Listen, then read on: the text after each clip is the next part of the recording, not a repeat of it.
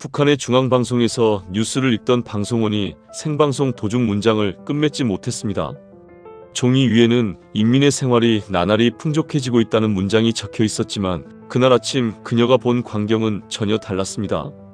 방송이 끝난 뒤 그녀는 곧바로 불려가 경위서를 써야 했습니다. 그때까지만 해도 그녀는 자신이 고향과 가족을 두고 떠나게 되리라고는 생각하지 못했습니다. 마이크 앞에서 한치의 흔들림도 허용되지 않던 그녀에게 무슨 일이 있었던 걸까요? 저는 대학에서 조선어와 문학을 공부했습니다. 졸업을 앞두고 학교의 추천을 받아 방송원 후보 시험을 보게 됐습니다. 목소리만 좋다고 들어갈 수 있는 자리는 아니었습니다. 발음과 호흡, 문장 이해력을 여러 차례 확인했고 가족관계와 학교 생활도 다시 조사했습니다. 시험에 통과한 뒤에도 바로 방송을 맡은 것은 아니었습니다. 조선중앙방송위원회의 산하의 방송 부문에 배치되어 한동안 원고를 베껴 읽고 녹음한 뒤 선임들에게 억양과 속도를 교정받았습니다. 처음 들어간 녹음실은 제가 상상했던 것보다 좁았습니다. 두꺼운 문 안쪽에 마이크와 탁자, 벽시계가 놓여 있었고 유리창 너머에는 기술원들이 앉아 있었습니다. 저는 종이를 넘기는 소리까지 들어갈까봐 손가락에 힘을 주고 원고를 붙들었습니다. 녹음이 끝날 때마다 선임 방송원은 제가 힘을 주어야 할 낱말과 숨을 쉬어야 할 자리를 연필로 표시했습니다. 한 문장을 여러 번 다시 읽는 날도 있었습니다. 수습 기간을 마친 뒤 처음 맡은 일은 짧은 생활 소식이었습니다. 전국으로 나가는 방송이라는 말을 듣자 입안이 바짝 말랐습니다. 방송 시작을 알리는 신호가 들어온 뒤 원고 첫 줄을 읽었는데 제 목소리가 제 것이 아닌 것처럼 들렸습니다. 방송을 마치고 나오자 선임은 틀린 곳이 없었다는 말만 남겼습니다. 칭찬을 기대했지만 그곳에서는 아무 지적 없이 다음 원고를 받는 것이 가장 큰 인정이었습니다. 근무 시간은 방송 편성에 따라 달랐습니다. 이른 방송이 있는 날에는 해가 뜨기 전에 출근했고 녹음이 밀리면 밤늦게까지 남았습니다. 원고는 담당 부서의 검토를 거친 상태로 내려왔습니다. 방송원은 뜻을 임의로 고치거나 낱말을 바꿀 수 없었습니다. 보호자가 의심될 때도 제가 직접 손을 대는 것이 아니라 책임자에게 확인을 받아야 했습니다. 무엇을 읽을지는 제가 결정하지 않았고 제가 책임져야 하는 것은 정해진 문장을 틀리지 않게 전달하는 일이었습니다. 처음에는 그 일이 자랑스러웠습니다. 지방에 계신 부모님도 수신기에서 제 목소리가 나오면 이웃들에게 딸이라고 말했다고 했습니다. 얼굴이 알려지는 텔레비전 방송원은 아니었지만 제 목소리가 고향집까지 닿는다는 사실만으로도 충분했습니다. 저는 퇴근한 뒤에도 거울 앞에서 입모양을 확인했고 혀가 꼬이는 문장을 공책에 적어 반복해서 읽었습니다. 방송국 안에서는 사적인 이야기를 길게 나누는 사람이 드물었습니다.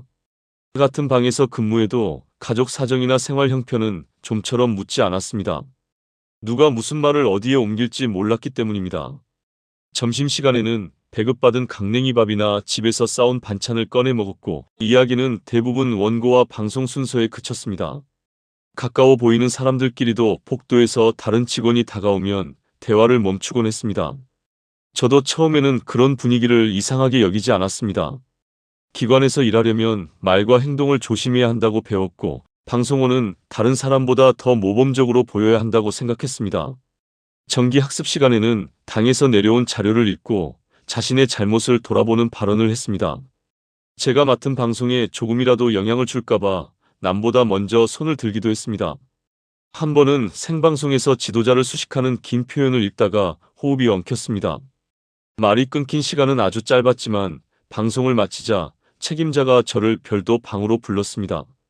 저는 원고를 어떻게 읽었는지 처음부터 다시 설명하고 경위서를 썼습니다. 고의가 아니라는 사실은 인정받았지만 같은 일이 반복되면 방송에서 빠질 수 있다는 경고를 받았습니다. 그날 집으로 돌아가면서도 제가 멈춘 부분이 계속 귓가에 들렸습니다. 그 뒤로는 원고를 받을 때마다 긴장했습니다. 내용보다 실수하지 않는 데 신경을 썼습니다. 문장이 사실인지 따져보는 일은 제 몫이 아니라고 여겼습니다. 그렇게 생각하면 마음이 편했습니다. 정해진 시간에 들어가 정해진 문장을 읽고 문제가 없으면 다음 방송을 준비했습니다. 그런데 제가 읽는 원고와 방송국 밖에서 보는 생활은 조금씩 어긋나기 시작했습니다. 원고에는 공장 생산이 늘고 인민 생활이 좋아졌다고 적혀 있었지만 지방에 계신 어머니는 식량을 구하기 어렵다는 말을 에둘러 전했습니다. 전화로 속사정을 길게 말할 수 없었기 때문에 어머니는 올해 농사가 시원치 않다거나 이웃집 아궁이가 자주 식는다는 말로 형편을 알렸습니다. 평양의 국영상점 진열대는 비어있는 날이 많았지만 장마당에는 중국에서 들어온 물건이 쌓여 있었습니다. 문제는 값이었습니다. 방송국에서 받는 배급과 생활비만으로는 쌀과 기름을 넉넉히 사기 어려웠습니다. 저도 퇴근 뒤 모자를 눌러 쓰고 장마당에 들렀습니다. 방송기관 사람이 장사꾼들과 흥정하는 모습을 아는 사람에게 보이고 싶지 않았기 때문입니다. 어느 날 지방 취재 원고를 준비하는 직원과 함께 외곽으로 나갈 일이 있었습니다.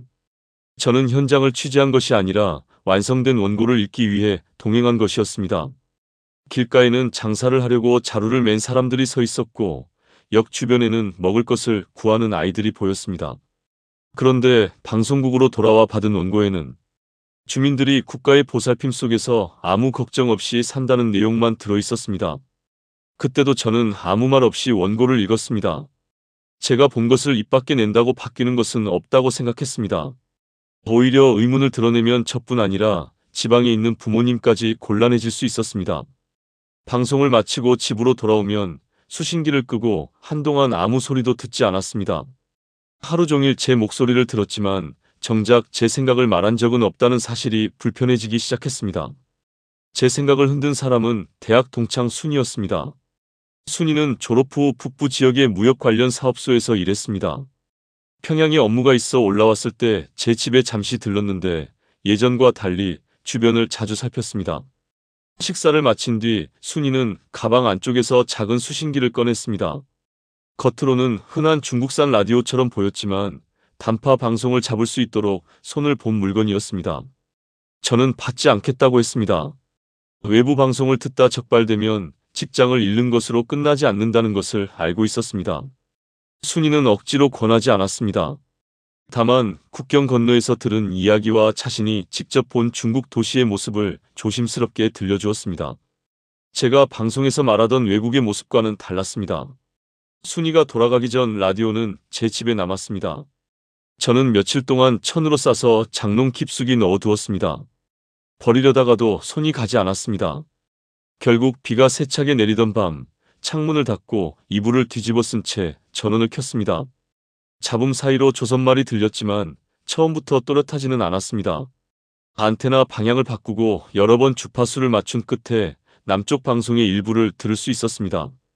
처음에는 대부분을 믿지 않았습니다. 적들이 주민을 흔들려고 꾸며낸 말이라고 배웠기 때문입니다. 하지만 식량 사정과 장마당, 병원의 약이 부족하다는 이야기는 제가 알고 있는 현실과 겹쳤습니다. 그렇다고 하루아침에 모든 믿음이 무너진 것은 아니었습니다. 방송을 끄고 나면 제 행동이 두려워 라디오를 다시 장롱에 숨겼고 며칠 동안 손도 대지 않았습니다. 그러다 방송국에서 수해 관련 원고를 받았습니다. 피해 상황은 짧게 처리되고 지도부의 현지 지도가 대부분을 차지한 내용이었습니다. 며칠 전 어머니에게서 고향 근처에 다리가 끊기고 식량을 구하지 못한 집이 늘었다는 말을 들은 뒤였습니다. 저는 원고를 읽으면서도 어머니가 지나야 할 길과 비어있는 부엌을 떠올렸습니다. 며칠 뒤에는 어린이들의 행복한 생활을 소개하는 원고를 맡았습니다. 출근길에 역 근처에서 쓰러져 있던 아이를 본 날이었습니다. 원고 중간에 목이 잠기면서 한 문장을 제때 잊지 못했습니다. 기술원이 손짓했고 저는 가까스로 다음 문장을 읽었습니다. 방송이 끝난 뒤 다시 경위서를 써야 했습니다. 책임자는 건강이 좋지 않으면 미리 보고하라고 했지만 제가 왜 멈췄는지는 묻지 않았습니다. 그날부터 방송 원고를 예전처럼 대할 수 없었습니다. 외부 방송 때문만은 아니었습니다. 제가 눈으로 본 장면과 가족에게 들은 사정, 제가 매일 읽는 문장이 한꺼번에 충돌했습니다. 순이가 다시 평양에 왔을 때 저는 처음으로 이곳을 떠난 사람이 실제로 있는지 물었습니다. 순이는 중국에 숨어 사는 사람들과 제3국을 거쳐 남쪽으로 간 사람들의 이야기를 알고 있었습니다. 그러나 길이 있다는 말과 제가 그 길을 갈 수 있다는 말은 달랐습니다. 저는 중앙기관 소속이었고 갑자기 사라지면 직장에서 곧바로 찾을 가능성이 컸습니다. 지방에 있는 부모님도 조사를 피하기 어려웠습니다. 한동안 저는 결심과 포기를 반복했습니다. 방송국에서는 아무 일도 없는 것처럼 원고를 읽었고 집에 돌아오면 필요한 물건과 버려야 할 물건을 머릿속으로 나눴습니다. 부모님 얼굴을 떠올리면 떠날 수 없었고 다음 방송 원고를 받으면 더는 견딜 수 없다는 생각이 들었습니다. 결정을 굳히게 된 것은 순이가 다니던 사업소에 대한 검열이 시작됐다는 소식을 들은 뒤였습니다. 외국 물품과 녹화물을 들여온 사람들을 조사한다는 것이었습니다. 순이와 제 관계가 드러나고 라디오까지 발견되면 선택할 시간조차 없어질 수 있었습니다. 저는 그제야 머뭇거릴수록 부모님에게도 더 큰 위험을 남길 수 있다는 사실을 깨달았습니다. 순이는 국경 지역의 길을 아는 사람을 연결해 주었습니다. 저는 그 사람의 본명도 몰랐습니다. 처음 만났을 때 그는 제 직장과 가족관계, 여행 증명서를 마련할 수 있는지를 확인했습니다. 방송원이라는 말에는 오히려 표정이 굳었습니다. 얼굴이 널리 알려진 것은 아니었지만 중앙기관 직원이 사라지면 수색이 빨리 시작될 수 있다는 이유였습니다. 저는 장기 휴직을 신청하지 않았습니다. 그런 신청은 여러 사람의 눈에 띄고 승인 여부도 알 수 없었습니다. 대신 어머니의 건강이 나빠졌다는 사유로 짧은 방문 허가를 받았습니다. 실제로 어머니는 오래전부터 관절과 심장 때문에 고생하고 있었습니다. 저는 직장에 며칠 안에 돌아오겠다고 보고하고 평양을 떠났습니다. 큰 물건을 한꺼번에 팔지도 않았습니다. 갑자기 살림을 정리하면 이웃의 의심을 살 수 있었습니다. 오래 모아둔 돈과 어머니가 물려준 금반지를 따로 챙겼고 나머지 살림은 평소와 다름없이 두었습니다. 문을 잠그고 나올 때 밥그릇과 이불이 그대로 놓여 있었습니다. 다시 돌아올 사람의 집처럼 보여야 했습니다. 고향에 도착한 뒤 부모님과 며칠을 보냈습니다. 모든 사실을 말하고 싶었지만 차마 입이 떨어지지 않았습니다. 어머니는 제가 평소보다 말이 없다는 것만 알아챘습니다. 저는 방송 일이 힘들어 잠을 제대로 못 잔다고 둘러댔습니다. 떠나기 전날에는 아버지의 낡은 외투를 손질하고 어머니가 드실 약을 눈에 잘 띄는 곳에 놓았습니다. 제가 할 수 있는 작별 인사는 그 정도뿐이었습니다. 안내자는 약속한 장소에 혼자 나오라고 했습니다. 평양에서부터 여러 사람을 한 트럭에 태워가는 방식이 아니었습니다. 저는 장거리 열차와 화물차를 나누어 타며 북쪽으로 이동했습니다. 검문이 있는 구간에서는 어머니를 만나고 돌아가는 길이라고 설명했습니다. 여행 증명서에 적힌 목적지와 실제 이동 방향이 달라지는 지점부터는 사람이 드문 길을 택했습니다. 국경 가까이에서는 안내자가 바뀌었습니다. 그 지역 사정을 아는 사람이 아니면 초소의 교대 시간과 순찰 구간을 알기 어려웠기 때문입니다. 저는 낯선 집의 아랫방에서 해가 지기를 기다렸습니다. 방에는 저 말고도 여성 한 명과 나이가 많은 남성이 있었습니다. 서로 이름도 고향도 묻지 않았습니다. 밤이 깊어지자 우리는 짐을 등에 메고 산길로 들어갔습니다. 눈이 녹지 않은 곳은 발밑이 미끄러웠고 마른 나뭇가지가 부러질 때마다 모두 걸음을 멈췄습니다. 멀리서 개 짖는 소리가 들리면 안내자는 몸을 낮추게 했습니다. 몇 시간을 걸었는지는 알 수 없었습니다. 시계를 꺼내 불빛을 보이는 것조차 두려웠습니다. 우리가 도착한 곳의 두만강은 멀리서 보던 큰 강과 달리 폭이 좁았습니다. 안내자는 그날 처음 나온 사람이 아니었습니다. 미리 살펴둔 지점에서 얼음 상태와 경비대의 움직임을 확인한 뒤 한 사람씩 간격을 두고 건너게 했습니다. 저는 발을 끌지 말고 앞사람이 디딘 곳을 따라가라는 지시를 받았습니다. 강 한가운데에서 얼음 밑으로 물 흐르는 소리가 들렸습니다. 다리가 굳었지만 멈출 수 없었습니다. 반대편 둔떡에 손을 짚고 올라섰을 때도 살았다는 생각보다 뒤에서 불빛이 따라오지 않는지만 확인했습니다. 북한 쪽 안내자는 강을 건너지 않았고 중국 쪽에서 기다리던 조선족 안내자가 우리를 숲 안쪽으로 데려갔습니다. 중국에 들어왔다고 안전해진 것은 아니었습니다. 공안에게 붙잡히면 북송될 수 있었고 신분증이 없는 저희를 신고하고 돈을 받으려는 사람도 있었습니다. 우리는 민가의 헛간과 비어있는 창고를 옮겨 다녔습니다. 낮에는 문을 열지 못했고 화장실도 정해진 시간에 한 사람씩 이용했습니다. 은신처에는 여러 지역에서 온 사람들이 있었습니다. 처음에는 서로를 경계했지만 며칠이 지나면서 필요한 말만 나누게 됐습니다. 남쪽에 먼저 간 딸을 찾으려는 여성도 있었고 중국에서 오랫동안 숨어 살다가 단속이 심해져 다시 길에 오른 사람도 있었습니다. 저는 방송국에서 일했다는 사실을 밝히지 않았습니다. 그곳에서는 과거의 직업보다 입을 다물고 정해진 시간에 움직이는 일이 중요했습니다. 중국을 가로지르는 동안 차량은 여러 번 바뀌었습니다. 어떤 구간에서는 화물칸 바닥에 몸을 낮췄고 어떤 곳에서는 조선족 친척을 방문한 사람처럼 꾸며 이동했습니다. 도시의 불빛을 제대로 바라볼 여유는 없었습니다. 차량이 검문소 앞에서 속도를 줄일 때마다 모두 숨을 죽였습니다. 저희가 향한 곳은 한국과 가까운 방향이 아니라 중국을 벗어나 보호를 요청할 수 있는 길이었습니다. 몽골 쪽으로 간다는 말을 들은 뒤에도 정확한 경로는 알려주지 않았습니다. 브로커는 한 사람이 붙잡히더라도 다른 사람의 이동 계획까지 드러나지 않게 해야 한다고 했습니다. 중국과 몽골의 접경 지역에 도착한 뒤 저희는 다시 작은 무리로 나뉘었습니다. 밤이 되자 철책과 순찰 구간을 피해 오랫동안 걸었습니다. 모래와 자갈이 섞인 땅에서는 발이 자꾸 미끄러졌고 바람이 불 때마다 방향을 잃을 것 같았습니다. 물을 아껴 마셔야 했기 때문에 입안이 말라도 한 모금씩만 삼켰습니다. 몽골 영토로 넘어온 뒤 한국 대사관이 바로 나타난 것은 아니었습니다. 안내자는 멀리 떨어진 뒤 돌아갔고 저희는 현지 경비 인력이 발견할 수 있는 방향으로 이동했습니다. 차량 불빛이 보였을 때는 붙잡혔다는 두려움과 중국으로 돌려보내지지는 않을 것이라는 기대가 동시에 들었습니다. 저희는 가지고 있던 물건을 내려놓고 저희가 북한에서 왔으며 한국으로 가고 싶다는 뜻을 밝혔습니다. 그 뒤에는 몽골 당국의 확인과 보호 절차를 거쳤습니다. 곧바로 자유롭게 거리를 다니거나 대사관을 찾아간 것이 아니었습니다. 신원이 확인되는 동안 정해진 장소에서 기다렸고 한국 측 관계자와 연결된 뒤에도 여러 차례 같은 질문에 답했습니다. 북한을 언제 떠났는지, 중국에서 누구를 만났는지, 어떤 경로로 국경을 넘었는지를 처음부터 다시 설명했습니다. 한국행 비행기에 오르기 전까지도 마음을 놓을 수 없었습니다. 비행기가 활주로를 떠나고 한참이 지나서야 창밖을 보았습니다. 구름 아래 어디쯤에 고향이 있는지 알 수 없었습니다.